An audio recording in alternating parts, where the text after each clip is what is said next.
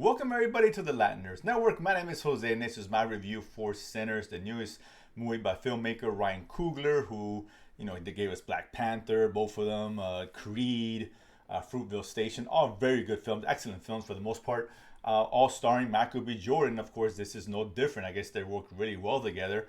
And we got Michael B. Jordan not once but twice, because what's better than one Michael B. Jordan but two Michael B. Jordans, because here he plays twins in this film, so two for the price of one, and that's a good thing. Now, fortunately for me, I saw the initial kind of teaser trailer, and that's about it. I didn't feel like watching the others because trailers these days spoil a lot, unfortunately, and I heard this one does too. So I don't know what was shown in the trailer, what wasn't. So I'm gonna keep this very vague because it's for you guys probably better not to know as little as possible. We know the basic premise of the film, right?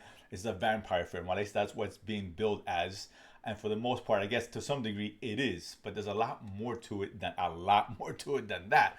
Michael B. Jordan, of course, he plays twin brothers. One called Smoke and Stack. Smokestack.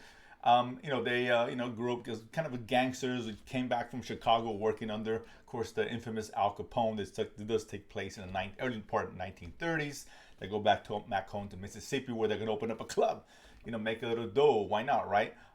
In their community. But unfortunately, things don't go as planned as the trailers were intended. Well, I guess to be revealed, there are vampires who are trying to crash the party and kill them all. Right? That's kind of the basic premise. Very simple premise, right? Very straightforward. However, Ryan Coogler does so much in this film that the vampires are almost secondary. Right? There's a lot more going on here, and that's a good thing. And I'll say this now: if you're looking for straight up horror, vampire action, all that, curb the expectations, right? You do get some of that, right? But it's a very slow build. I think about 45 minutes in, we get our first glimpse of the vampire. And then I think that really kicks into gear with that aspect probably around an hour and a half or so when it gets into it. You do get that, of course, that vampire action, which I'm sure was promised in the trailers. You do get a lot of that, and that's great, the gore and the blood and et cetera, et cetera. But if that's what you're looking for, only want something simple, I can see you not enjoying this film. This movie has so much more to offer, and I really like this film. This, for me, is probably my favorite film of the year. Granted, this year has been not great at all as far as films are concerned, so I'm not saying this is the greatest thing I've ever seen, but in terms of what's been offered thus far, for me, this is the best film. Ryan Coogler is the reason why. Michael B. Jordan is great. This is the character named Preacher Boy. Who is the twins' cousin who's in here, was really good. Haley Stantz was in it; she's great as well. A lot of great characters, a lot of great writing in this film. And what I love about this film is that it explores so much thematically, right?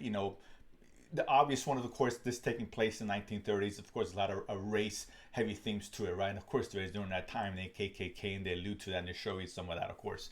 But there's more than that going on here with dealing with trauma, how that shapes people. Music, which I think was huge in this film, and I love the way they use music in this movie. It might not be for everybody as far as unconventional type storytelling and the way it's presented. When you hear it on paper, it's like that shouldn't work, but it does a lot.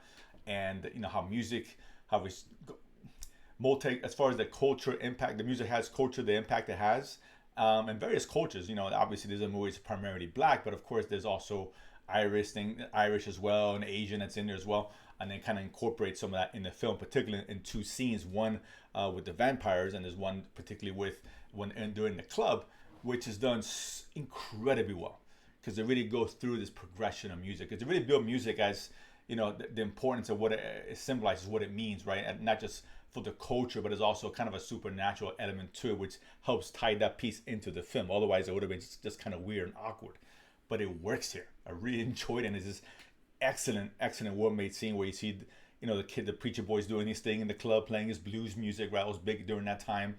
And they kind of show a little bit of the evolution of music all within that same scene, the way it's presented. It's really well done. And it could be jarring from others. I found it fascinating because how music makes you feel, what it reminds you of. They're touching those themes a lot, particularly at the epilogue, because a lot of people left unknowing there is a end credit scene, a mid-level credit scene, however you want to call it, a long one too. It's like a few minutes long, and it really emphasizes the point about the music, right?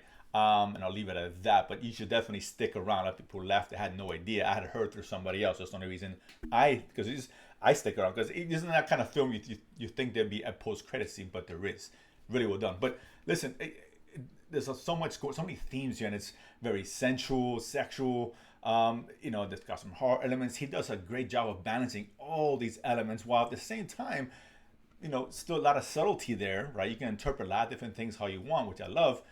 And also, there's the presentation is great, but it's definitely it never takes itself too seriously either, right? A lot of moments of levity, a lot of humor here, right? So it knows what it is, and it's almost like you compare this very loosely to something like From Dusk Till Dawn, right? A couple of brothers in the crime, and it's kind of one movie at the beginning. By the end, it's all out vampire, right? This is kind of similar, except this offers so much more depth, right? Particularly with the culture that's, they're really honing in this community, right? And the first hour and a half they really spent building up that culture and that community, what it means and why it's so important. It really gets you engaged in what's going on and in the characters, right? That's very important, because then you end up caring what happens by the end of the film. And it does such a great job at it. So again, it's a slow build, right? It takes about an hour and a half, so it's not your thing. I get it, and I think some people may be jarred by that, expecting just pure, simple vampire action. This is not it. This is a different type of vampire film, which succeeds on many levels. I thought it was great. You guys should definitely go watch it. If you do, comment below, let me know what you guys thought. And of course, if you haven't done so already, subscribe below and feed money to go to the movies and talk about it afterwards. See you guys next time.